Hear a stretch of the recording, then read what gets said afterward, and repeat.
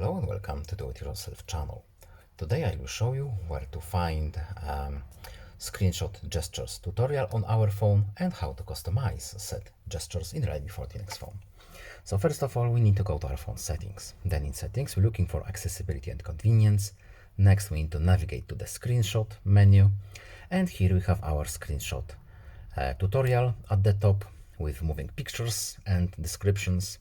Here we have screenshot gestures, so we can enable 3 finger swipe down, partial screenshot, or even a screenshot button press combination shortcut.